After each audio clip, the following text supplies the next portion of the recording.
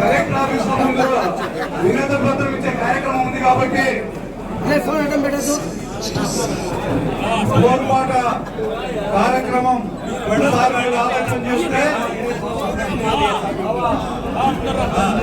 ఇది కూడా ఒక సంక్షేమ కార్యక్రమాన్ని తెలుగుదేశం పార్టీ ఎన్నికల ముందు ఇచ్చిన హామీ. యువతకు నిరుద్యోగం ఇస్తాము, 20 లక్షల ఉద్యోగాలు ఇస్తామని అమ్మబలికి ఈరోజు దాన్ని పక్కన పెట్టారు.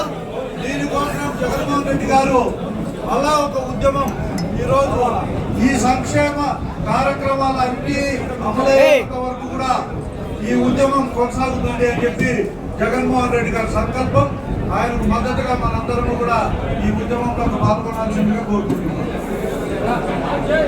Thank you sir.